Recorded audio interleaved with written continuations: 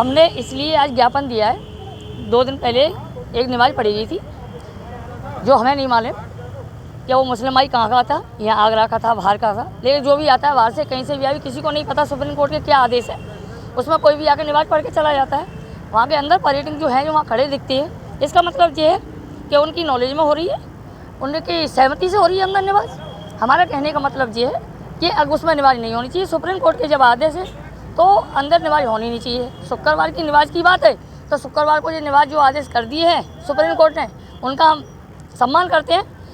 शुक्रवार को हम नहीं रोकेंगे, लेकिन एक बात आओ, ये अंदर नमाज़ पढ़े जाते हैं, कैसे पढ़े जाते हैं? अगर हम भगवा का दुपट्टा डाल के चले जाते हैं तो हम पर मुकदमा लिख दिए जाते हैं, और अगर वो अंदर नमाज़ पढ़े जाते हैं टोपी लगा के, तो उस टोपी का ही मतलब सिस्टम ख़त्म कर दीजिए ना, उन पर बैल लगा दीजिए टोपी में, ना टोपी अंदर जाएगी ना नमाज़ होगी।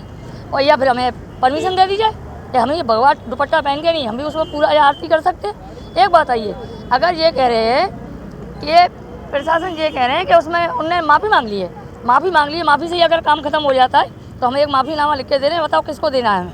तो क्या चाहते हैं आप? हम ये चाहते हैं, हम पे जितने मुकदमे लगे हैं एक माफ़ीनामा लिख के दे रहे हैं, हिंदूवादी सबके मुकदमा रद्द कर दिए जाए, और जिनने अगर नहीं इनके ऊपर मुकदमा लिखा या तो हमारे रद्द कर दीजिए मुकदमा, और इनको सब पे मुकदमा लिखिए। कल एक प्रकरण आया है कि जिसमें जो पूर्वी दीवार है ताजमहल प्रीमाइसेस की, उसके किनारे जो गार्डन है वहाँ पे एक कोई पर्यटक है वो नमाज पढ़ते हुए दिखाई दे रहा है। तो ऐसा करने के बाद स्टाफ जो CISF और SI स्टाफ है वो उनसे इंटरेक्ट किया, उनको बताया है, तो उसने लिखित में माफ़ीनामा दिया और ये बताया है कि उसको नियम की जानकारी नहीं थी, तो उसका माफ़ीनामा लेकर के स्टाफ ने छोड़ दिया है।